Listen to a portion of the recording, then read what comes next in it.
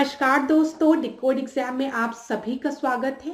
आज की क्लास में हम लोग डिस्कस करेंगे पर्यावरण एवं पारिस्थितिकी घटना चक्र और ये इस सीरीज की 24th लेक्चर है। तो अगर अभी तक आपने 23 लेक्चर्स को नहीं देखा है तो आप प्लेलिस्ट में जाइए, वहां पे 23 लेक्चर्स को जरूर देखिए। क्लास मैं पूरा प्रयास करूंगी कि आज के लेक्चर में इन्वायरमेंट इकोलॉजी की क्लास को कंप्लीट कर दिया जाए, घटना चक्र को। लेकिन अगर हमें जरूरत पड़ेगी एक और क्लास की तो हम उसको जरूर लेंगे। वहां पर हम क्या करेंगे, आपके जो भी डाउट्स हैं उसको भी डिस्कस कर लेंगे। तो चलिए आज की क्लास को स्टार्ट करते हैं मेरे साथ ऐश्वर्या सिंह के साथ। आज की क्लास को स्टार्ट करने से पहले मैं थोड़ी सी इंफॉर्मेशन आप लोगों को दूंगी फाउंडेशन कोर्स की, जो कि डिकोड एग्जाम आप लोगों के लिए लेकर आया है। इस फाउंडेशन कोर्स में एंटायर आरओ एआरओ के सिलेबस को कवर किया गया है थ्रू वीडियो लेक्चर्स। यहाँ पर आपको नोट्स प्रोवाइड की जाएगी पीडीएफ के फॉर्मेट में, आपको टेस्ट सीरीज प्रोवाइड की जाएगी जहां पर आप अपने परफॉर्मेंस को इवैल्यूएट कर सकते हैं। और अगर आपको किसी भी तरीके का डाउट होता है तो आप फैकल्टी से पूछ सकते हैं। परीक्षा की दृष्टि से ये एक इम्पॉर्टेंट कोर्स है, तो अगर आप लोग इसको ज्वाइन करना चाहते हैं तो इस व्हाट्सएप नंबर पर आप सारी डिटेल लिख सकते हैं। डिकोड एग्जाम आप लोगों के लिए समान हिंदी की पुस्तक भी लेकर आया है, जो कि आप घर बैठे ऑर्डर कर सकते हैं फ्लिपकार्ट या फिर अमेजोन से, या फिर अगर आप चाहें तो इसको अपने नियरेस्ट बुक स्टोर पे जाकर खरीद भी सकते हैं। परीक्षा की दृष्टि से महत्वपूर्ण पुस्तक है, तो एक बार इसका अध्ययन आप लोग जरूर करें। तो चलिए आज की क्लास को हम स्टार्ट करेंगे। जो पहला टॉपिक है वो है जल संरक्षण, वाटर कंजर्वेशन। तो पहला प्रश्न देखते हैं, मरुस्थल क्षेत्रों में जल ह्रास को रोकने के लिए निम्नलिखित में से कौन सा से पर्ण रूपांतरण होता है या फिर होते हैं। सबसे पहला कठोर एवं मोमी पर्ण, दूसरा है लघु पर्ण अथवा पर्णहीनता, और तीसरा है पर्ण की जगह कांटे। तो यहाँ पर डेजर्ट में जो प्लांट्स पाए जाते हैं उनके फीचर्स के बारे में बोला गया। उनकी लीव्स किस तरीके की होती है, हार्ड और वेवी लीव्स होती है, स्मॉल लीव्स होती है, लीफलेसनेस होती है, थॉर्न इंस्टेड ऑफ लीफ। तो यहाँ पर ये यूपीएससी प्रीलिम्स 2013 का प्रश्न है और आप लोग ये देख के बहुत से स्टूडेंट घबरा गए होंगे, लेकिन मैं आपसे कहूंगी बिल्कुल भी मत घबराइए। अब एक काम करिए, आंख बंद करिए और सोचिए कि डेजर्ट में किस तरीके के पेड़ पाए जाते हैं। तो आपके दिमाग में तुरंत एक पेड़ आएगा, कैक्टस, ठीक है। और जैसे ही आप कैक्टस देखेंगे आपके दिमाग में आएगा कि कैक्टस में कितने कांटे होते हैं, ठीक है। उनकी जो लीव्स होती है वो मोटी मोटी होती है, वो वेवी लीव्स होती हैं, मोमी पर्ण होते हैं उनके, ठीक है। और जो पेड़ डेजर्ट्स में पाए जाते हैं उनकी जो लीव्स होती है ना वो छोटी छोटी होती है। क्यों? क्योंकि जो वाटर लॉस कम हो, क्योंकि आपको पता है डेजर्ट में पानी नहीं होता है, तो वहां के जो भी पेड़ होंगे उनके फीचर्स ऐसे होंगे कि कम पानी में वो जीवित रह सके। तो अगर इतना सा आप सोचेंगे तो इस प्रश्न को आप बहुत ही आसानी से लगा पाएंगे। तो इस प्रश्न का जो सही उत्तर है वो क्या है, ए का फर्स्ट का डी आपका सही उत्तर है। कभी भी प्रश्न को देखकर परेशान मत होइए, पहले प्रश्न को पढ़िए खूब ध्यान से, फिर उत्तर देने का प्रयास करिए। और हमेशा एग्जाम में ये दिमाग में बना के रखिएगा कि अगर ये प्रश्न मेरे लिए डिफिकल्ट है और मैंने बहुत ईमानदारी से पढ़ाई की है, ठीक है, मैंने बहुत ईमानदारी से पढ़ाई की है और ये प्रश्न मेरे लिए डिफिकल्ट है, तो एग्जाम में जितने बच्चे अपियर हो रहे हैं उसमें से मैक्सिमम 80% बच्चों के लिए ये प्रश्न डिफिकल्ट होगा। ये चीज हमेशा दिमाग में रखिएगा, लेकिन उसके लिए आपको पढ़ाई करना पड़ेगा, वो भी सिंसियरली। दूसरे प्रश्न को अब हम देखते हैं। प्रदूषण नियंत्रण के उद्देश्य से राष्ट्रीय झील संरक्षण योजना के अंतर्गत जिन शहरी क्षेत्रों में पड़ने वाले जलमग्न भूमि को चुना गया है। अब देखिए क्लास, ये एक करंट बेस्ड प्रश्न है, ठीक है। तो ये करंट बेस्ड प्रश्न आपसे परीक्षा में फिर नहीं पूछा जाएगा। क्यों? क्योंकि ये यूपीपीसीएस मींस 2002 का प्रश्न है। अब हम लोग 2023 में है तो नहीं रिपीट होगा। लेकिन इस प्रश्न से हमें क्या चीज ध्यान में रखनी है वो चीज नोटिस कर लीजिए। यहाँ पर देखिए कुछ लेक्स के नाम आपको दिए गए हैं और वो किस स्टेट में है वो दिया गया है, ठीक है। तो परीक्षा में ये पूछा जा सकता है ज्योग्राफी में आपसे, जैसे भोज मध्य प्रदेश, सुखना चंडीगढ़, चिल्का उड़ीसा, पिछौला राजस्थान, ठीक है। तो यहाँ पर जहां पर भी आपने लेक्स की नोट्स बनाई है जो कि परीक्षा की दृष्टि से बहुत इंपॉर्टेंट है, वहां पर इन लेक्स को भी आप शामिल कर लीजिए। तो यहाँ पर इस प्रश्न के उत्तर की कोई जरूरत नहीं है, बस आप अपने नोट्स में इसको इंक्लूड कर लीजिएगा क्योंकि ये यूपीपीसीएस का ही प्रश्न है। तीसरा प्रश्न हम देखते हैं, निम्नलिखित झीलों में से किसको अभी हाल में, देखिए फिर क्या है क्लास, ये भी एक करंट बेस्ड प्रश्न है। क्यों, किसको अभी हाल में बात की गई है ना, करंट, और ये 2010 का करंट है, तो फिर ये आपका कभी नहीं रिपीट होगा। अगर ये अभी का होता 2022 का तो हम इसको डिस्कस करते, तो ये नहीं पूछेगा। लेकिन यहाँ पर भी देखिए क्या दिया गया है, कुछ लेक्स के नाम दिए गए हैं, तो ये कहाँ पर है ये आपको पता होना चाहिए। जैसे भीमताल की अगर हम बात करें तो ये कहाँ पर है बताइए, ये उत्तराखंड में, याद रखिएगा। पुलिकट की अगर हम बात करें तो कोरोमंडल रीजन जो आंध्र प्रदेश का है वहां पर आपको पुलिकट ले मिलेगी, ठीक है। ऊटी कहां पर है, तमिलनाडु में है। और सामर की हम बात करेंगे तो ये राजस्थान, तो यहाँ पर लिख लीजिए यूके मतलब उत्तराखंड, यहाँ पे एपी मतलब आंध्र प्रदेश, ठीक है। यहाँ पर तमिलनाडु टीएन हो गया, और यहाँ पर सामर की अगर हम बात करेंगे तो राजस्थान। इतना नोट कर लीजिए एक जगह। चलिए अगला प्रश्न अब हम देखते हैं, चौथा प्रश्न देखिए, निम्नलिखित में से कौन सी वाटरशेड परियोजना भारत की केंद्र सरकार द्वारा प्रायोजित है जिसका उद्देश्य ग्रामीण आबादी को पानी के संरक्षण के लिए सक्षम बनाना है। तो ये भी एक परियोजना बेस्ड प्रश्न है, करंट बेस्ड प्रश्न है। लेकिन इस करंट बेस्ड प्रश्न को हम डिस्कस करेंगे, क्यों डिस्कस करेंगे, देखिए ये यूपीपीएससी प्रीलिम्स 2022 का प्रश्न है, तो ये एक रीसेंट प्रश्न है, रीसेंट परियोजना है। तो यहाँ पर आपका सही उत्तर क्या होगा इसका, हरियाली, ठीक है। फोर्थ का बी आपका सही उत्तर है। अब आपको अपनी तरफ से क्या होमवर्क करना है, हरियाली परियोजना के बारे में 2-3 लाइन पढ़ना है, बहुत डीप पे नहीं पढ़ना है। क्लास स्टार्टिंग की जो 2-3 लाइन हरियाली परियोजना से रिलेटेड है उसको पढ़ लीजिएगा, क्योंकि परीक्षा में रिपीट हो सकता है इसलिए। पांचवें प्रश्न को अब हम देखते हैं जो कि गंगा संरक्षण से रिलेटेड है। निम्न में से किस वर्ष भारत सरकार द्वारा केंद्रीय गंगा प्राधिकरण का गठन किया गया था। यहाँ पर आपको ईयर दिए गए हैं 1975, 1982, 1985 और 1985, 2 बार 1985 दिया गया है, तो एक बार इसको हम लोग चेक कर लेंगे, ठीक है। ये यूपीपीसीएस मींस 2014 का प्रश्न है। यहाँ पर जो आपका सही उत्तर है वो है 1985, इसको आप क्या करिए, इसको 1995 कर लीजिए। तो निम्न में से किस वर्ष भारत सरकार द्वारा केंद्रीय गंगा प्राधिकरण का गठन हुआ था, आप याद रखेंगे 1985 में, ठीक है। पांचवें का सी आपका सही उत्तर है। अगला प्रश्न अब हम देखेंगे, छठवां प्रश्न। ये देखिए क्लास, ये केंद्रीय बजट 2014 पे बेस्ड प्रश्न है, तो इसको भी आप छोड़ सकते हैं, ठीक है, क्योंकि बजट 2014 पे बेस्ड है ये, और ये उत्तराखंड पीसीएस 2012 में आपका था, तो इसको छोड़ दीजिए, स्किप कर दीजिए। अगला प्रश्न अब हम देखेंगे, सातवां प्रश्न जो है ये भी आपका करंट बेस्ड ही है, ठीक है। राष्ट्रीय गंगा नदी बेसिन प्राधिकरण का गठन किया गया था, ये यूपीपीसीएस मेन 2010 में पूछा गया है, तो आप तब भी याद रखिए फरवरी 2009 में, ठीक है। राष्ट्रीय गंगा नदी बेसिन प्राधिकरण, जैसे मैंने इसको क्यों डिस्कस किया आपसे, क्योंकि अभी थोड़ी देर पहले हमने ये डिस्कस किया था, केंद्रीय गंगा प्राधिकरण का गठन कब हुआ था, 1985 में, और यहाँ पर आपका राष्ट्रीय गंगा प्राधिकरण नदी बेसिन प्राधिकरण का गठन आपका फरवरी 2009 में हुआ है। दोनों चीज एक जगह नोट कर लीजिएगा। अब ये भी झारखंड पीसीएस का प्रश्न है, तो आप इसको ऐसे भी छोड़ सकते हैं, क्योंकि आपके में नहीं पूछेगा, आरओ में झारखंड पे है। झारखंड राज्य गंगा नदी संरक्षण प्राधिकरण का गठन कब हुआ था, 2009 में, इसको आप छोड़ दीजिए अगर आप चाहें तो। चलिए अब ये देखते हैं हम, यूपीएससी प्रीलिम्स 2014 का प्रश्न है ये, गंगा नदी डॉल्फिन की समष्टि में हास्ट के लिए शिकार चोरी के अलावा और क्या संभव कारण है। तो यहाँ पर ये बोला गया है, जो गंगा डॉल्फिन है आपकी, वो उनके डिक्लाइन के पीछे क्या क्या रीजंस हो सकते हैं। पहला तो है शिकार चोरी, मतलब उनकी चोरी जो होती है वो तो है, और क्या क्या रीजंस हो सकते हैं। पहला हम देखते हैं नदियों पर बांधों और बराजों का निर्माण, ठीक है, मतलब डैम के कंस्ट्रक्शन की बात की गई है, बैराज के कंस्ट्रक्शन की बात की गई है। दूसरा है जो नदियों में मगरमच्छों की समष्टि में वृद्धि। तीसरा है आपका संयोग में मछली पकड़ने के जालों में फंस जाना, ठीक है। और चौथा आपको दिया गया है नदियों के आसपास के फसल खेतों में संलिष्ट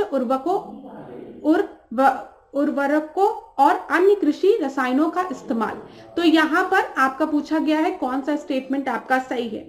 अब देखिए, नदियों पर डैम का कंस्ट्रक्शन एक रीजन हो सकता है ना, कभी भी डैम का कंस्ट्रक्शन जहां पर भी होगा वहां पे जो मैराइन आपके एनिमल्स होंगे, एक्वेटिक एनिमल्स जो होंगे, वहां पर जो भी एक्वेटिक लाइफ होगी वो आपकी इफेक्ट होगी, क्योंकि वहां पे कंस्ट्रक्शन होगा तो डिस्ट्रक्शन भी होगा।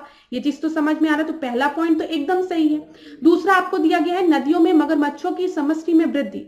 अब मगरमच्छ, अभी किसी भी हम बात करें गंगा नदी डॉल्फिन की, तो ये जो रीजन है आपके गंगा रीजन, यहाँ पे आपके पहले से भी मगरमच्छ है, क्रोकोडाइल है, तो क्रोकोडाइल का तो हैबिटेट ही है वो रीजन, तो वो पहले से वहां रह रहे हैं, तो उनकी संख्या में वृद्धि एक कारण हो भी सकता है, नहीं भी हो सकता है, क्योंकि आप खुद सोचिए, हम अगर एक स्पेसिफिक रीजन की बात कर रहे हैं तो ऐसा तो है नहीं कि वहां पे खाली डॉल्फिन्स ही आपको मिलेंगी, नहीं, वहां पे आपके डॉल्फिन्स भी होंगे, वहां पे क्रोकोडाइल भी अगर वहां पे है तो वहां पर उस रीजन में होंगे, और मछलियां भी होंगी, छोटी मछलियां, केकड़े सब होंगे ना। ठीक है, थर्ड को अब हम देखते हैं, संयोग से मछली पकड़ने के जालों में फंस जाना। अब ये भी रीजन हो सकता है कि मछली पकड़ने का जो जाल बिछाया गया उसमें डॉल्फिन जाके फंस जाए, ये हो सकता है। नदियों के आसपास के फसल खेतों में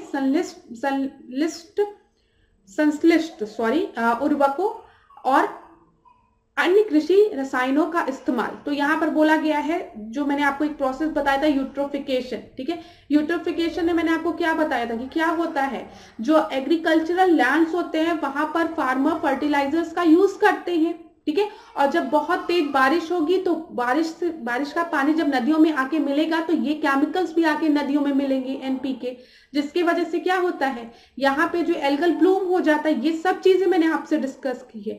अगर आपको नहीं समझ में आ रहा तो आपको पहले की क्लासेस देखनी पड़ेगी, क्योंकि ये बहुत अच्छे से डिस्कस की गई चीजें हैं।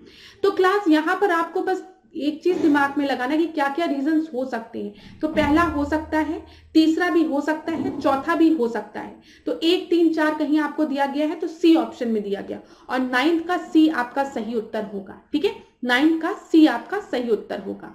10वें प्रश्न को अब हम देखते हैं, यमुना एक्शन प्लान औपचारिक रूप से प्रारंभ किया गया था। तो यमुना एक्शन प्लान कब आपका प्रारंभ किया गया था, 1991 में, 1992 में, 1993 में कि 1994 में? और 10वें का आपका सही उत्तर क्या है बताइए?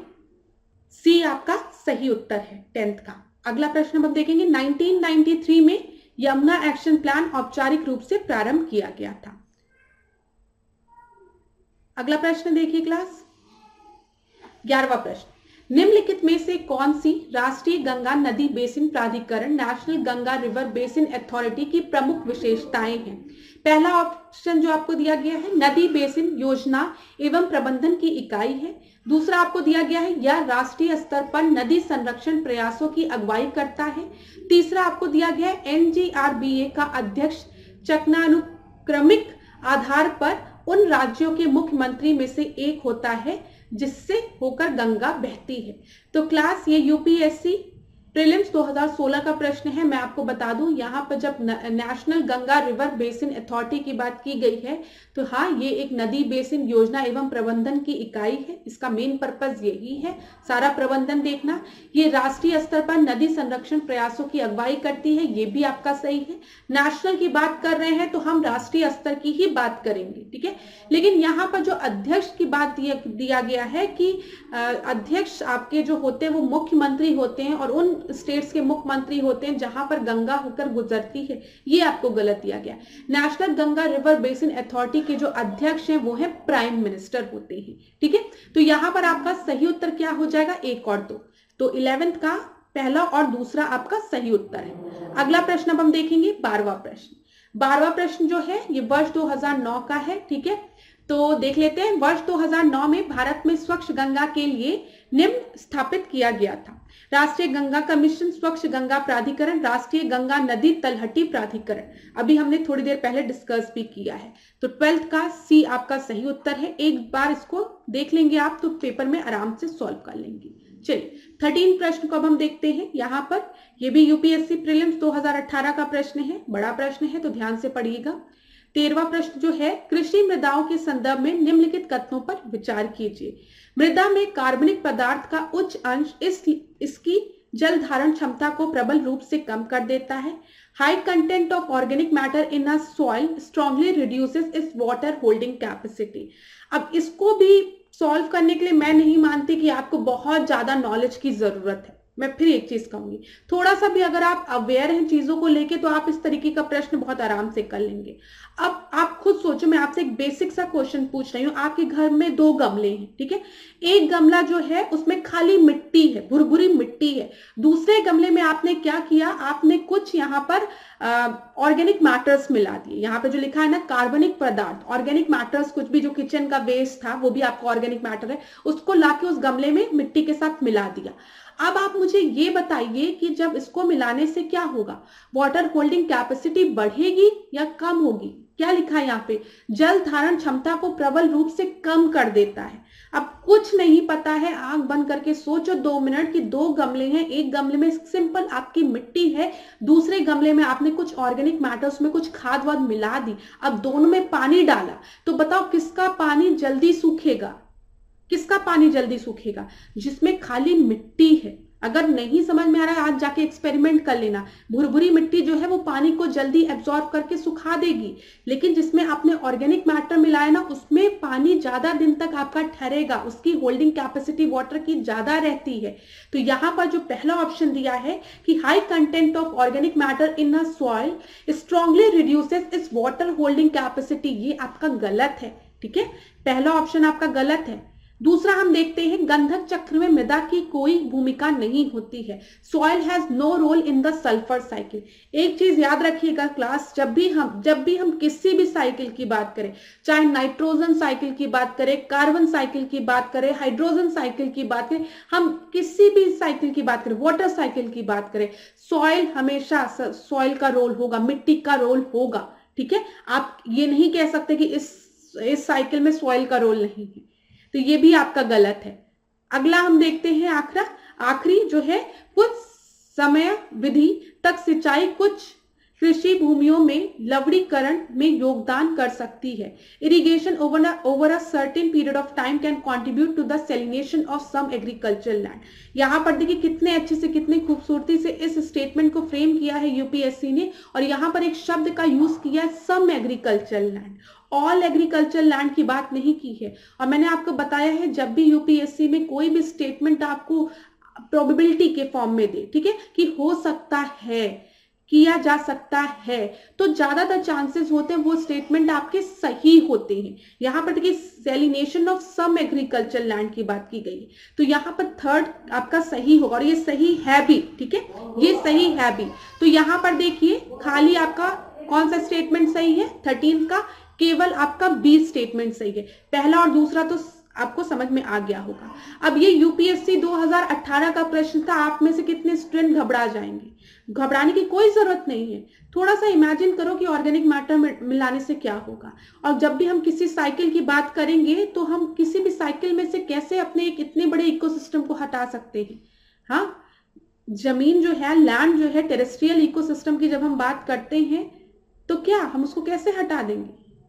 ठीक है, तो चलिए इतना हो गया। अगला प्रश्न हम देखेंगे 14 प्रश्न। किस वर्ष केंद्रीय जल आयोग ने सिंचाई अनुसंधान एवं प्रबंध संगठन की स्थापना की थी? ये छत्तीसगढ़ पीसीएस प्रीलिम्स 2016 का प्रश्न है। 1984 में, 1948 में, 1964 में कि 2004 में? तो यहां पर जो आपका सही उत्तर है वो है 1984 में, ठीक है। 14 का ए आपका सही उत्तर है। अगला प्रश्न हम देखेंगे 15 प्रश्न। निम्नलिखित में से कौन सा से मानव क्रियाकलापों के कारण हाल में बहुत अधिक संकुचित हो गया है? ठीक है, हाल में निम्नलिखित में से कौन से मानव क्रियाकलापों के कारण हाल में बहुत अधिक संकुचित हो गए हैं या फिर सूख गया? अराल सागर, काला सागर या फिर बैकाल सागर? और ये यूपीएससी प्रीलिम्स 2018 का प्रश्न है और न्यूज में भी था कि पॉल्यूशन की वजह से और बहुत से कारणों की वजह से जो एरल सी है आपकी वो बहुत छोटी हो गई है, मतलब सूख गई है। तो यहाँ पर ए आपका सही उत्तर होगा 15 का। चलिए अगला प्रश्न हम देखेंगे 16 प्रश्न। 16 प्रश्न जो है वो विधि एजेंडा 21 और अन्य अभी समय पर बेस्ड है। चलिए देखते हैं 16 प्रश्न देखें। निम्नलिखित में से कौन सी एजेंडा 21 की सही परिभाषा है? एजेंडा 21 की बात करें तो क्या इसमें सही है? ये यूपीपीसीएस 2013 का प्रश्न है और ये एक बहुत ही आसान प्रश्न है। यहाँ पर देखिए, या मानवाधिकार की रक्षा हेतु राष्ट्र संघ यूएनओ की कार्य योजना है। This is an action plan of United nation for the protection of human rights. दूसरा आपको है, यह नाभिकीय निरस्त्रीकरण पर 21 अध्यायों की पुस्तक है, ठीक है। न्यूक्लियर डिसआर्मामेंट पे बेस्ड है, 21 चैप्टर्स है इसमें, जो कि गलत है। या 21वीं सदी में विश्व पर्यावरण संरक्षण हेतु एक कार्य योजना है। मैंने आपको पहले भी बताया था, जब हमने अर्थ समिट के बारे में पढ़ा था, तो मैंने उस समय आपको बताया था एजेंडा 21 के बारे में। तो एजेंडा 21 जो है, उसका जो मेन पर्पस है वो क्या है, इन्वायरमेंट को प्रोटेक्ट करना इन द 21st सेंचुरी, ठीक है। It is an action plan for world environmental protection. तो यहां पर आपका सही उत्तर क्या होगा, 16 का सी। ये बहुत ही आसान प्रश्न है क्लास, ये आपसे डिस्कस भी किया है और मुझे पता है ज्यादातर स्टूडेंट इस प्रश्न को सही लगा के आएंगे। अब ये देखिए, यूपी आरओ एआरओ प्रीलिम्स 2014 का प्रश्न है, फिर वही प्रश्न है एजेंडा 21। एजेंडा 21 किस क्षेत्र से संबंधित है, सतत विकास से, परमाणु निरस्त्रीकरण से, पेटेंट संरक्षण से, कृषि संबंधी परिधान से। तो आप मुझे बता दीजिए, एजेंडा 21 जो है उसमें हमने इन्वायरमेंट प्रोटेक्शन की बात की है, तो कहीं ना कहीं हम कह सकते हैं ये हमारा सस्टेनेबल डेवलपमेंट से रिलेटेड है, सतत विकास से।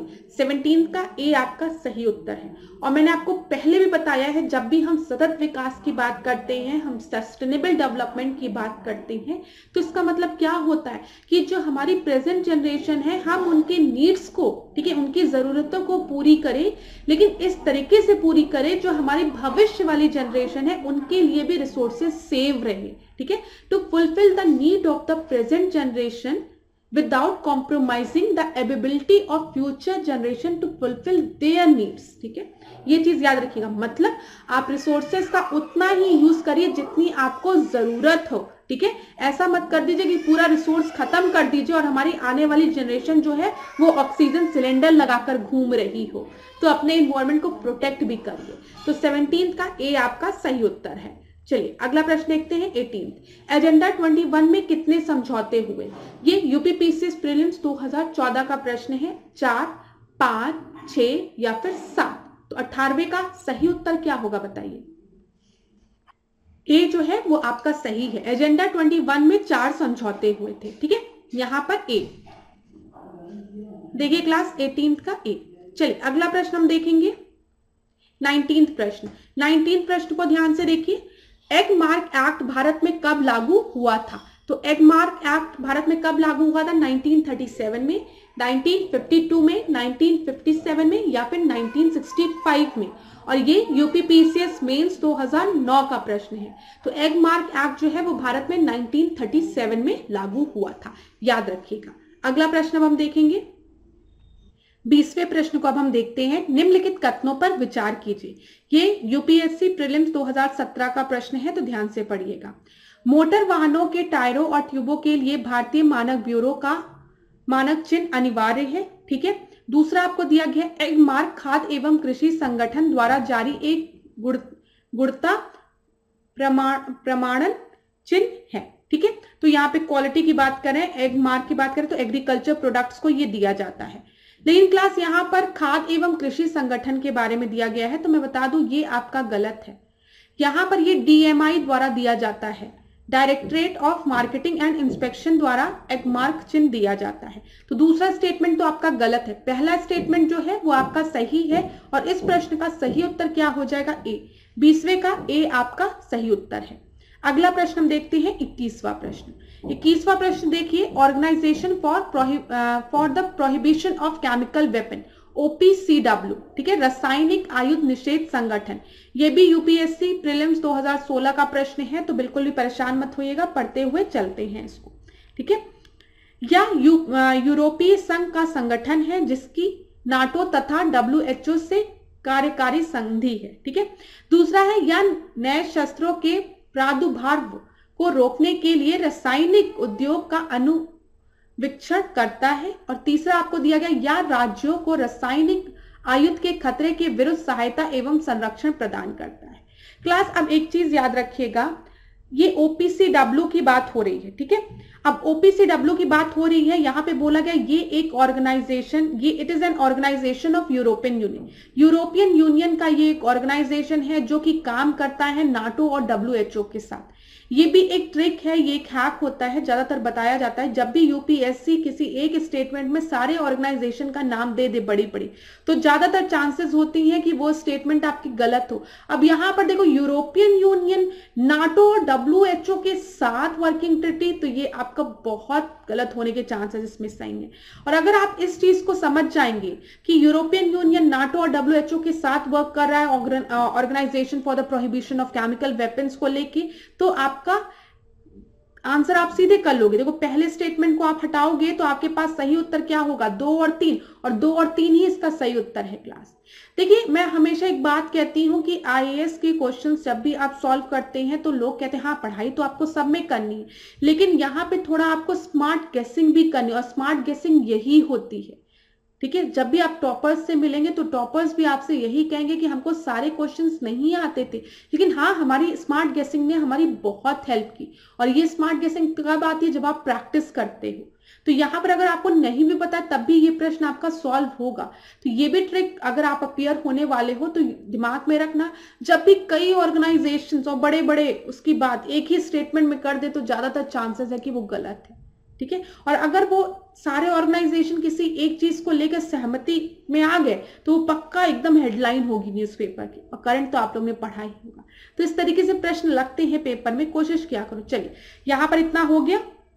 अगला प्रश्न अब हम देखेंगे 22वां प्रश्न, वनस्पति जलवायु का सही सूचक है या कथन संबंधित है। वनस्पति जलवायु का सही सूचक है या स्टेटमेंट किसके द्वारा दिया गया है, तो ये स्टेटमेंट कोपेन द्वारा दिया गया है। ये यूपीपीसीएस प्रीलिम्स 2018 का प्रश्न था।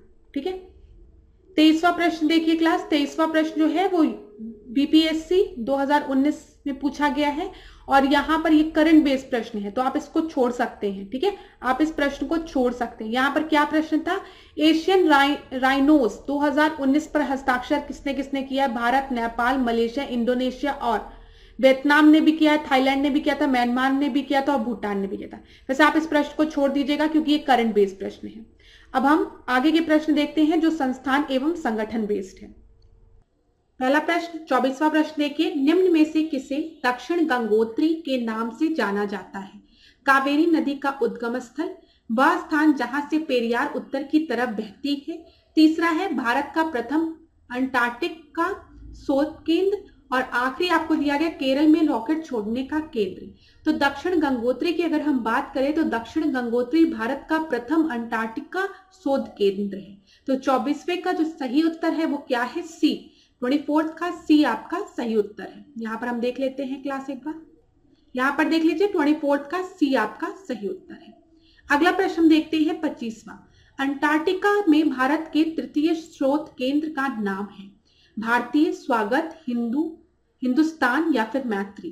तो अगर आप इस प्रश्न को देखेंगे, इस प्रश्न में आपसे पूछा गया था कि दक्षिण गंगोत्री जो है वो भारत का प्रथम अंटार्कटिका शोध केंद्र है। तो पहला तो आपको पता चल गया।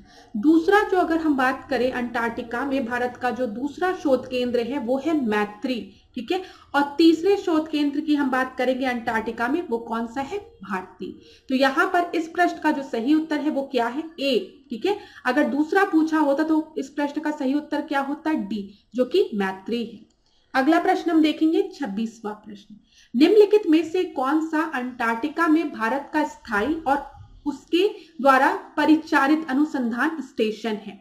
भारती और आर्य, ठीक है, दूसरा है भारती और दक्षिण गंगोत्री, तीसरा है भारती और मैत्री, और आखिरी आपको दिया गया दक्षिण गंगोत्री और मैत्री।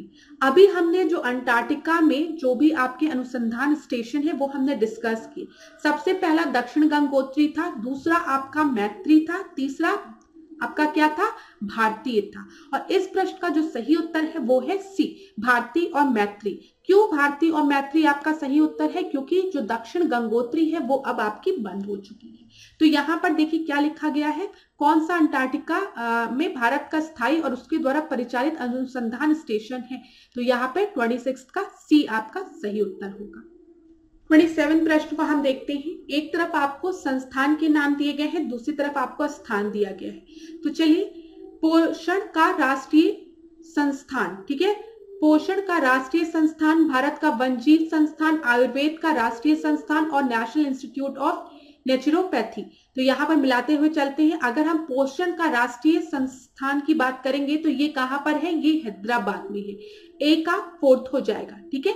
भारत का वन जीव संस्थान कहाँ पर है, ये आपका देहरादून में है, याद रखिएगा। वन जीव संस्थान कहाँ पर है, देहरादून में। आयुर्वेद का राष्ट्रीय संस्थान की अगर हम बात करेंगे तो ये जयपुर में है, और नेशनल इंस्टीट्यूट ऑफ नेचुरोपैथी जो है वो पुणे में है। तो इस प्रश्न का 27वें का सही उत्तर क्या होगा, डी आपका सही उत्तर है। अगला प्रश्न हम देखेंगे 28वां प्रश्न। निम्नलिखित में से कौन सा सही सुमेलित नहीं है, तो कौन सा आपका करेक्टली मैच्ड नहीं है। पारिस्थितिकीय विज्ञानों का केंद्र बेंगलुरु में है, एकदम सही है, बेंगलुरु में, ठीक है। भारतीय वन प्राणी संस्थान देहरादून दिया गया है। भारतीय वन प्रबंधन संस्थान आपको कोलकाता दिया गया है। हिमालय पर्यावरण एवं विकास का गोविंद वल्लभ पंत संस्थान जो है अल्मोड़ा है। अब क्लास देखिए, ये यूपी पीसीएस प्रीलिम्स 2012 का प्रश्न है। इसमें पूछा गया कौन सा आपका इनकरेक्ट है। मैं आपको बोलूंगी इन चारों इंस्टीट्यूट को आप याद रखिएगा ये कहाँ कहाँ पर है, क्योंकि परीक्षा में ऐसे प्रश्न रिपीट होते हैं। यहाँ पर जो आपका गलत दिया गया है वो है ऑप्शन नंबर सी, भारतीय वन प्रबंधन संस्थान आपका कोलकाता में नहीं है, ये भोपाल में है, याद रखिएगा। तो 28 का आपका सही उत्तर क्या हो जाएगा, 28वें का सी। अगला प्रश्न हम देखेंगे 29। केंद्रीय सूक्ष्म क्षेत्र अनुसंधान संस्थान काजरी अवस्थित है, कहां पर, अहमदाबाद में, बेंगलुरु में, हैदराबाद में या फिर जोधपुर में। तो एरिड जोन जो है, जो सेंट्रल एरिड जोन है वो आपका जोधपुर में है। ये प्रश्न कई बार रिपीट हुआ है, तो इसको इंपॉर्टेंट मार्क करके याद रखिएगा। 29 का डी आपका सही उत्तर है। अगला प्रश्न हम देखते हैं 30। Central arid zone research institute, वही जो मैंने अभी आपको बताया है, बताइए कहां पर है, हैदराबाद में है, जोधपुर में है, अहमदाबाद में है या फिर बेंगलुरु में। तो आप सभी को इसका सही उत्तर पता होगा, कहां पर है, जोधपुर में है, ठीक है। 30 का बी आपका सही उत्तर है। अगला प्रश्न देखते हैं 31। इंडियन इंस्टीट्यूट ऑफ इकोलॉजी एवं एंड इन्वायरमेंट स्थित है, ठीक है। यहाँ पे देख लीजिए, Indian institute of ecology and environment स्थित है नई दिल्ली में, मुंबई में, कोलकाता में या फिर तिरुवनंतपुरम में। तो यहाँ पर आपका जो सही उत्तर है वो क्या है, नई दिल्ली। 31 का ए आपका सही उत्तर है। क्लास आप किसी भी कोई भी बुक लीजिए जहां पर आपको नेशनल इंस्टीट्यूट्स के नाम एक जगह दिए गए हैं, उसको कहीं पर आप चिपका लीजिए, उस पेज को फोटोकॉपी कर, और रोज पढ़िए, क्योंकि आपकी परीक्षा में पूछे जाते हैं कि ये इंस्टीट्यूट कहाँ पर है, ये इंस्टीट्यूट कहाँ पर है। जैसे मैंने आप लोग से पूछा था एक बार, कमेंट बॉक्स में मुझे बताइएगा नेशनल डेयरी रिसर्च इंस्टीट्यूट कहाँ पर है, तो आप में से कई स्टूडेंट्स ने बताया भी था। ऐसे पूछा था नेशनल वेटनरी इंस्टीट्यूट कहाँ पर है, तो पूछा जाता है, तो एक बार इसको जरूर पढ़ लीजिएगा, छोड़ के मत जाइएगा पेपर के लिए। चलिए अगला प्रश्न हम देखते हैं 32। निम्नलिखित संस्थानों में से किसमें पर्यावरण सूचना प्रणाली का जनसंख्या एवं पर्यावरण केंद्र स्थित है। तो कहां पर है, आईआईटी खड़गपुर में, आईआईटी नई दिल्ली में, आईआईपीएस मुंबई में या फिर INIRS देहरादून में। तो ये भी एक ऐसा ही प्रश्न है। तो यहाँ पर जो आपका सही उत्तर है वो क्या है, IIPS मुंबई में आपका स्थित है, ठीक है। 32 का सी आपका सही उत्तर है। जहां पर भी व्याख्या की जरूरत होगी वहां पर व्याख्या दूंगी। इस तरीके के प्रश्न में कुछ व्याख्या की जरूरत नहीं होती है, इसीलिए हम जल्दी जल्दी इसको डिस्कस करें। अब बताइए, डेट अगर पूछ ले, इंस्टीट्यूट पूछ ले, तो उसमें मैं आपको क्या व्याख्या दूं, ठीक है। 33 प्रश्न देखते हैं। कैलाश पवित्र लैंडस्केप संरक्षण तथा विकास पहल किन 3 देशों के मध्य सहयोग है। भारत अफगानिस्तान चीन, भारत नेपाल अफगानिस्तान, भारत नेपाल पाकिस्तान, भारत चीन नेपाल।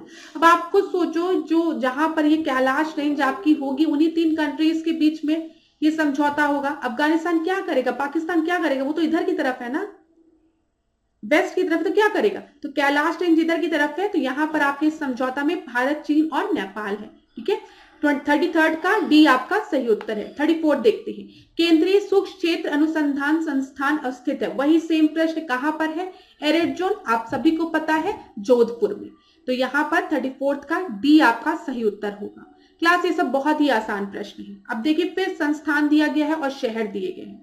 तो चलिए, अभी हमने सी वाले ऑप्शन को देखिए, केंद्रीय सूक्ष्म क्षेत्र अनुसंधान संस्थान कितनी बार रिपीट कर लिया है। सेंट्रल एरिड जोन की जब हम बात करते हैं, कहां पर है बताइए, जोधपुर में है ना, जोधपुर में। तो सी का फर्स्ट हो गया आपका, यहां पर मिलाते हैं, सी का फर्स्ट आपका सही है, ठीक है। और देखते हैं हम, भारतीय चारागाह एवं चारा अनुसंधान संस्थान कहां पर है? ये आपका झांसी में है, ठीक है, ये भी याद रखिएगा। क्रेजिंग इंस्टीट्यूट की बात की जा रही है, तो यहां पर बी का फोर्थ कई बार पूछा गया है, तो ऑप्शन तो हमको बी मिल रहा है। और हम देख लेते हैं, वन अनुसंधान संस्थान कहां पर है? ये भी हमने अभी थोड़ी देर पहले डिस्कस किया, कहां पर है बताइए? वन अनुसंधान संस्थान देहरादून में है। और भारतीय कृषि अनुसंधान संस्थान कहां पर है? ये नई दिल्ली में है। तो इसका सही उत्तर क्या हो जाएगा 35 का? बी। देख लीजिए क्लास, इस तरीके के प्रश्न कई बार पूछे गए हैं, तो जहां पर भी नेशनल इंस्टीट्यूट आपके दिए गए हैं उसको पढ़ लीजिएगा 5-6 बार, नहीं होगा तो मैं ही आपको लिस्ट प्रोवाइड करवा दूंगी। 36 हम देखते हैं, प्रत्येक वर्ष दिए जाने वाले इंदिरा गांधी पर्यावरण पुरस्कार का आधार है। पर्यावरण के क्षेत्र में सार्थक योगदान, वन रोपण के क्षेत्र में उत्कृष्ट योगदान, बंजर भूमि के विकास में उत्कृष्ट योगदान, वन जीवों के संरक्षण एवं अनुसंधान के क्षेत्र में अनुकरणीय कार्य। तो पर्यावरण के क्षेत्र में सार्थक योगदान आपका इस पुरस्कार का आधार होता है। तो 36 का आपका सही उत्तर क्या हो जाएगा देख लीजिए, 36 का ए आपका सही उत्तर है। अगला प्रश्न हम देखेंगे 37, विज्ञान के निम्नलिखित क्षेत्रों में से किस एक में बोलॉग पुरस्कार दिया जाता है? तो बोलॉग पुरस्कार किस क्षेत्र में दिया जाता है? औषधि के, अंतरिक्ष अनुसंधान में, कृषि में या फिर परमाणु भौतिकी में? अब बोलॉग पुरस्कार की बात हो रही है, आप सभी को पता है नॉर्मन बोलॉग जो है, जिनको कि हम फादर ऑफ ग्रीन रिवॉल्यूशन कहते हैं, ठीक है। और ग्रीन रिवॉल्यूशन आपका किस चीज से रिलेटेड है? एग्रीकल्चर से रिलेटेड है। तो ये किस फील्ड में मिलेगा? कृषि में मिलेगा। तो 37 का सी आपका सही उत्तर है। अगला प्रश्न देखेंगे, यूपीपीसीएस प्रीलिम्स 2018, और ये प्रश्न जब पूछा गया था तो ज्यादातर स्टूडेंट इसका उत्तर सही मार्क करके आए थे कृषि, क्योंकि अभी तक हम लोगों को बार बार बताया जाता था कि जब नॉर्मन बोलॉग की बात करेंगे तो इनको हम फादर ऑफ ग्रीन रिवॉल्यूशन कहते हैं, मतलब एग्रीकल्चर में इनका एक बहुत बड़ा योगदान है, ये हम पढ़ते हुए आ रहे थे।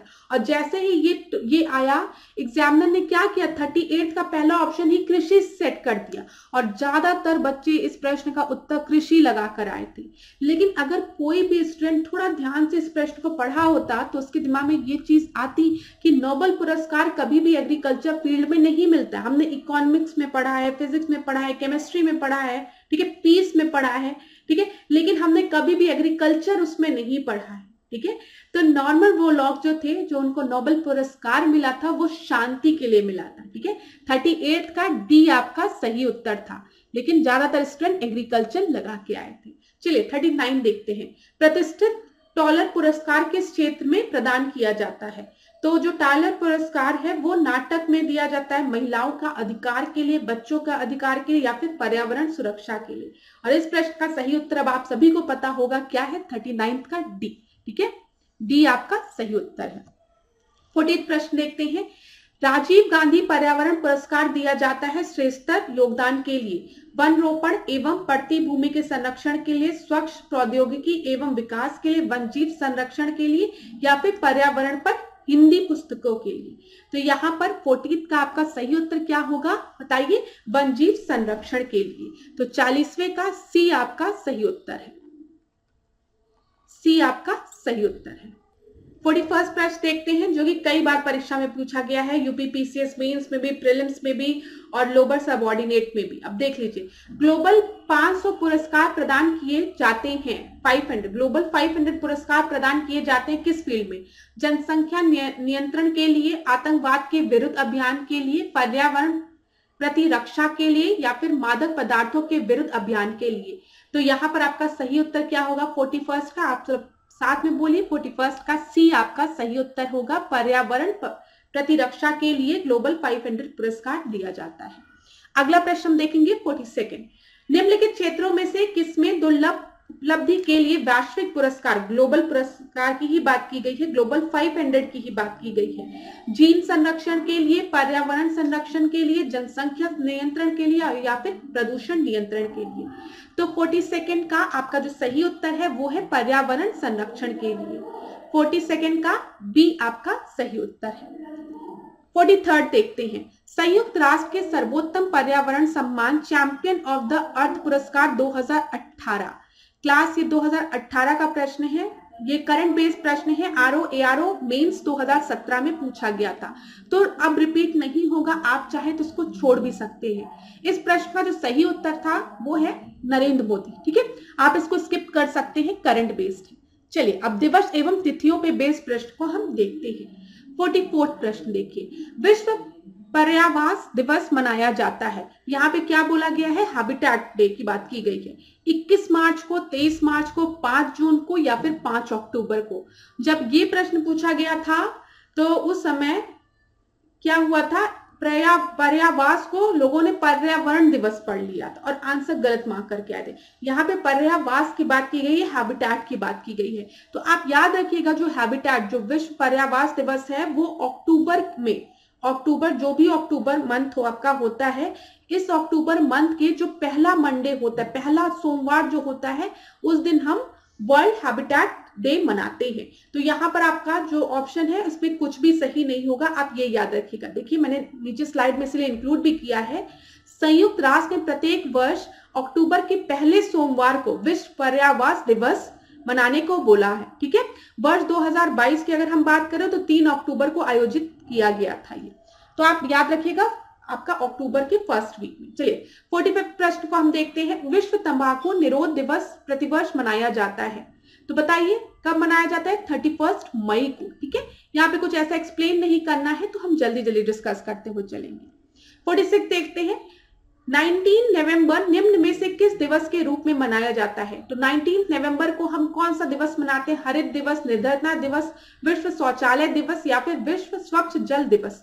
तो यहाँ पर आपका सही उत्तर जो है वो है विश्व स्वच्छ जल दिवस, सॉरी विश्व शौचालय दिवस, टॉयलेट डे की तरह इसको मनाते हैं 19 नवंबर को। तो 46 का सही उत्तर क्या है, वर्ल्ड टॉयलेट डे हम किस दिन मनाते हैं, 19 नवंबर को, याद रखिएगा। 47 देखते हैं, विश्व पर्यावरण दिवस 2018 का मुख्य विषय थीम क्या था। ये आप छोड़ सकते हैं, आपका काम क्या है, आप इस साल की पर्यावरण थीम देख के जाइएगा, इसको छोड़ दीजिए, कोई जरूरत नहीं है, 2018 की नहीं पूछेगा आपसे। 48 देखते हैं, सूची 1 को सूची 2 से सुमेलित करना है। यहां पर देखिए, अच्छा आप लोग एक काम करिए ना, आप लोग मुझे बताइए इस साल की थीम क्या थी पर्यावरण दिवस की, कमेंट बॉक्स में बताइए। चलिए अब यहाँ पर देखिए, सूची 1 दिया गया, सूची 2 दिया गया है। 48 क्वेश्चन को हम डिस्कस करेंगे। विश्व पर्यावरण दिवस कब मनाया जाता है, विश्व वानिकी दिवस कब मनाया जाता है, विश्व पर्यावास दिवस, हैबिटेट दिवस कब मनाया जाता है, और विश्व ओजोन दिवस कब मनाया। सारे ही बहुत इंपॉर्टेंट है, पेपर में प्रश्न पूछा था विश्व ओजोन दिवस कब मनाया जाता है, तो 16 सितंबर को, याद रखिएगा क्लास, 16 सितंबर को। तो डी का आपका थर्ड होगा, डी का थर्ड यहां दिया गया है, यहां दिया गया है, ठीक है। विश्व पर्यावरण दिवस की अगर हम बात करें तो अभी थोड़ी देर पहले मैंने आपको बताया है, जो हैबिटेट डे होता है वो अक्टूबर के फर्स्ट वीक में मनाया जाता है। तो अभी हम देखते हैं, अक्टूबर में 4 दिया है, 10 दिया है, ठीक है। तो क्या होगा बताइए, यहाँ पर तो वैसे आपको याद रखना कि अक्टूबर के जो फर्स्ट वीक में मनाया जाता है सोमवार को, ठीक है, जो पहला सोमवार पड़ता है, जो पहला मंडे पड़ता है उस दिन हम मनाते हैं इसको, ठीक है, ये याद रखिएगा। यहां पर देखते हैं विश्व पर्यावरण दिवस कब मनाया जाता है, 5 जून को मनाया जाता है। ए का सेकंड यहां दिया गया, तो डी आपका सही उत्तर होगा। एक बार मैच कर लेते हैं, विश्व वानिकी दिवस की बात करेंगे तो ये 21 मार्च को मनाया जाएगा, ठीक है। अब बचा विश्व पर्यावरण दिवस, तो वो आपका कब मनाया जाएगा, 4 अक्टूबर को। लेकिन आप ये याद रखिएगा, पहले जो मंडे पड़ता है उस दिन मनाया जाता है, ये एक्यूरेट है। 49 हम देखते हैं, अंतरराष्ट्रीय पृथ्वी दिवस कब मनाया जाता है। तो अंतरराष्ट्रीय पृथ्वी दिवस कब मनाया जाता है बताइए, अर्थ डे की बात कर रहे हैं हम, ठीक है। ये आपका 22 अप्रैल को मनाया जाता है। इन्वायरमेंट डे की जब हम बात करेंगे पर्यावरण दिवस का, तो वो 5 जून, और अर्थ डे की बात हम करेंगे तो वो कब मनाया जाएगा, आपका 22 अप्रैल को। 50 प्रश्न को हम देखते हैं, भारत के प्रधानमंत्री ने स्वच्छ भारत अभियान आधिकारिक रूप से कब प्रारंभ किया था। स्वतंत्रता दिवस को, गणतंत्र दिवस को, गांधी जयंती को, या फिर पर्यावरण दिवस को। तो आप सभी को पता है गांधी जयंती को, बहुत लोगों ने झाड़ू लगाया। 51 को अब हम देखते हैं, निम्नलिखित में से कौन सही सुमेलित नहीं है, बताइए। विश्व पर्यावरण दिवस हम वर्ल्ड एनवायरमेंट डे कब मनाते हैं, 5 जून को, एकदम सही। पृथ्वी दिवस, अर्थ डे हम कब मनाते हैं, 22 अप्रैल को, एकदम सही, ठीक है। तंबाकू निषेध दिवस 5 मई दिया है। अभी थोड़ी देर पहले हमने डिस्कस किया है कि तंबाकू निषेध दिवस हम 21 मई को मनाते हैं, ठीक है। ओजोन दिवस 16 सितंबर, सही है। तो देखिए ये क्वेश्चंस आपके रिपीट होते हैं, इसलिए ध्यान से पढ़िएगा। 52 प्रश्न को अब हम देखते हैं। निम्न देशों में से कौन प्रत्येक मास के अंतिम शनिवार को राष्ट्रीय स्वच्छता दिवस मनाता है? फ्रांस, इटली, सियरा लियोन या फिर सिंगापुर। और इस प्रश्न का सही उत्तर जो है वो है सियरा लियोन। क्लास ये भी करंट बेस्ड प्रश्न था, 2003 और 2 में पूछा जा रहा था, अब नहीं पूछेगा वैसे। अब हम देखते हैं पर्यावरण से संबंधित विभिन्न तथ्य। जो 54वां प्रश्न है, जयपुर के जंतर मंतर को यूनेस्को द्वारा विश्व धरोहर का दर्जा दिया गया था। क्लास ये भी एक करंट बेस्ड प्रश्न है, तो इसको आप स्किप कर सकते हैं। 2010 का करंट था और पूछा गया था यूपी लोअर सबऑर्डिनेट 2008 में।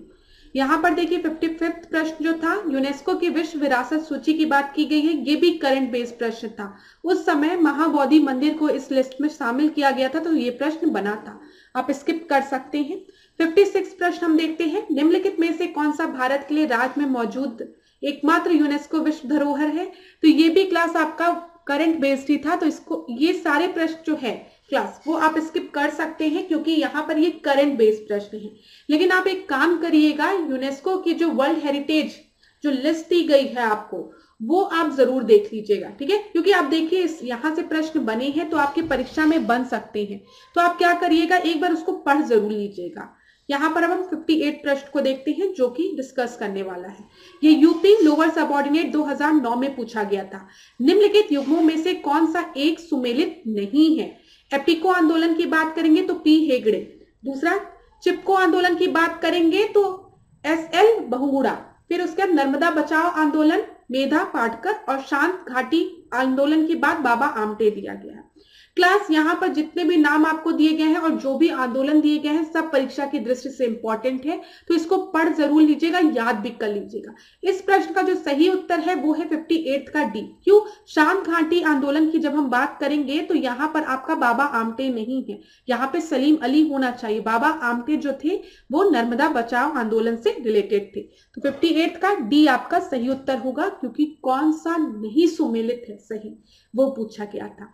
59 प्रश्न देखते हैं, मेघा पाटकर का नाम किस आंदोलन के साथ जुड़ा है? चिपको आंदोलन, नर्मदा बचाओ आंदोलन, नक्सलवादी आंदोलन या इनमें से कोई नहीं? अभी हमने डिस्कस किया है, मेधा पाटकर का नाम जो है वो नर्मदा बचाओ आंदोलन से रिलेटेड है, तो 59 का बी आपका सही उत्तर है। क्लास इस तरीके के प्रश्न पेपर में पूछते हैं तो पढ़ लीजिएगा इसको। 60 प्रश्न को अब हम देखते हैं। 60वें प्रश्न को, भारत में रैली फॉर वैली प्रोग्राम का आयोजन निम्न में से किस एक समस्या को उजागर करने के लिए किया गया था? पर्यावरण विकृति को, जैव विविधता को, विस्थापितों के पुनर्वास की समस्या को या फिर कृषि भूमि की क्षति को? तो यहाँ पर जो आपका सही उत्तर है रैली फॉर वैली, ये क्या था, जो जब आपका देखिए जब कंस्ट्रक्शन हो रहा था ना, तो वहां पर जब भी कोई भी कंस्ट्रक्शन होगा, डैम का कंस्ट्रक्शन हो, जैसे हमने नर्मदा बचाओ आंदोलन की बात की, तो वहां पे बात क्या होती है, जो लोग वहां पर रह रहे हैं वहां का जो हैबिटेट है वो पूरी तरीके से लॉस होगा, जब कंस्ट्रक्शन होगा डिस्ट्रक्ट हो जाएगा ना, तो वही चीज है। 61 प्रश्न को अब हम देखते हैं, निम्नलिखित में से कौन सा मानव जनित जीवों का एक उदाहरण है? जलतंत्र, घास का मैदान, वर्षा वन या फिर फसली भूमि? तो यहाँ पर बताइए, मानव जनित जीवों की बात की गई है, मानव द्वारा, तो फसली भूमि जहां पर फसल उगाए जा रहे, कृषि की जा रही है, वो मानव जनित जीवों कहलाएगा ना। तो 61 का सही उत्तर क्या होगा? डी होगा, ठीक है, डी आपका सही उत्तर होगा। 62 प्रश्न हम देखते हैं, डायनासोर जीवाश्म राष्ट्रीय पार्क की स्थापना किस जिले में की जा रही है? ये भी 2010 का प्रश्न था, ये भी करंट बेस्ड प्रश्न था, आप इसको भी स्किप कर सकते हैं। देखिए इन्वायरमेंट के जो जो इंपॉर्टेंट टॉपिक्स है वो हमने कवर कर लिए हैं। अब ये करंट बेस्ड वाले प्रश्न को आप स्किप करिए क्लास, ये आपको आइडेंटिफाई करना पड़ेगा और आपको समझ में भी आ जाएगा, क्योंकि ज्यादातर दिया जाता है अभी हाल ही में ये टर्म लिखा रहता है ना, तो आप उन प्रश्नों को छोड़ सकते हैं। अगला प्रश्न हम देखते हैं। यहाँ पर देखिए सूची 1 को सूची 2 के साथ सुमेलित करना है। एक तरफ राज्य दिए गए हैं, दूसरी तरफ राष्ट्रीय उद्यान दिए गए हैं। तो चलिए, असम की जब हम बात करते हैं तो हमने कितनी बार डिस्कस किया, काजीरंगा कहाँ है? असम में है। और यहाँ पर आपका एक सींग वाले गैंडे आपके मिलते हैं ना, वन हॉर्न राइनासोरस, तो ए का फर्स्ट हो जाएगा, ए का फर्स्ट 2 जगह दिया गया है, ठीक है। गुजरात की बात करें तो गुजरात में गिर नेशनल पार्क है जहां पे एशियाटिक लॉयन आपके हैं, ठीक है, तो बी का फोर्थ हो जाएगा, बी का फोर्थ यहां दिया गया है। मध्य प्रदेश की बात करेंगे तो मध्य प्रदेश में कान्हा नेशनल पार्क है, उत्तराखंड में कॉर्बेट है, और आप सबको पता है कि जो कॉर्बेट नेशनल पार्क है वो पहला नेशनल पार्क है, तो 63rd का बी आपका सही उत्तर होगा। अगला प्रश्न देखते हैं 64th। धूल प्रदूषण रोकने के लिए उपयुक्त वृक्ष है सीता, अशोक, महुआ, पापलर या फिर नीम, और यहां पर आपका सही उत्तर क्या है, सीता, अशोक, ठीक है, 64th का ए। 65th देखते हैं, पेरियार वन्यजीव अभ्यारण्य निम्नलिखित में से किस राज्य में स्थित है? कई बार डिस्कस किया, पेरियार कहां पर है बताइए? ये आपका केरल में है, यहां पर हाथी आपके पाए जाते हैं, ठीक है। चलिए अगला प्रश्न देखते हैं 66। प्राकृतिक आपदा हाशिरीकरण यहाँ पे होना चाहिए का अंतरराष्ट्रीय दशक मनाया जाता है। ये एमपीपीसीएस प्रीलिम्स 2013 का प्रश्न है, और यहाँ पर जितने भी ऑप्शन आपके दिए थे वो गलत है, ठीक है। यहाँ पर आपका सही जो आंसर होगा वो होगा 1990 से 1999 तक। 67 देखते हैं, आपदा प्रबंधन एक्ट बनाया गया था कब? 2006 में, 2003 में, 2005 में या फिर 2009 में? ये एमपीपीसीएस प्रीलिम्स 2020 का प्रश्न है, और मैं आपको बता दूं आपदा प्रबंधन एक्ट जो है ये आपका 2005 में बनाया गया था। 67 का सी आपका सही उत्तर है। अगला प्रश्न देखेंगे 68। राष्ट्रीय आपदा प्रबंधन प्राधिकरण का गठन, वही सेम प्रश्न जो कि झारखंड में पूछा गया है 2021 में, तो यहां पर आपका सही उत्तर क्या होगा बताइए? 2005 में, ठीक है। 68 का सी आपका सही उत्तर है। 69 देखते हैं, जिला आपदा प्रबंधन प्राधिकरण का नेतृत्व कौन करता है? जिला दंडाधिकारी, जिला समाहर्ता, इनमें से कोई नहीं, इनमें से कोई नहीं डी दिया गया, और इनमें से कोई भी एक। तो मैं आपको बता दूं यहाँ पर जिला दंडाधिकारी, ठीक है, और जिला समाहर्ता दोनों इसको प्रिसाइड करते हैं, नेतृत्व करते हैं। जो भी डीएम रहता है ना, डिस्ट्रिक्ट मजिस्ट्रेट, वो आपका जिला आपदा प्रबंधन प्राधिकरण का नेतृत्व करता है, ठीक है, ये याद रखिएगा। चलिए 17 प्रश्न को देखते हैं। National centre for disaster management कहाँ स्थित है? नागपुर में, नई दिल्ली में, हैदराबाद में या फिर पुणे में? तो ये आपका नई दिल्ली में है, 17 का बी, ठीक है। तो thank you so much class, आज के सेशन को यहीं पे एंड करेंगे। नेक्स्ट क्लास में हम आपसे मिलेंगे। थोड़ा सा पोर्शन बचा है एनवायरमेंट इकोलॉजी का, वो हम कवर कर लेंगे। अब आपको क्या करना है मुझे बताना है कमेंट बॉक्स में। अगर आपको कोई भी टॉपिक एनवायरमेंट इकोलॉजी का डिफिकल्ट लगता है तो हम उसको कवर कर लेंगे, ठीक है। आप कमेंट बॉक्स में मुझे बता दीजिएगा। तो हम नेक्स्ट क्लास में आपसे मिलते हैं। इसी तरीके से मेरे साथ ऐश्वर्या सिंह के साथ बने रहिए, डिकोड एग्जाम के साथ बने रहिए। खूब पढ़िए, खूब आगे बढ़िए। आपका दिन मंगलमय हो। धन्यवाद क्लास।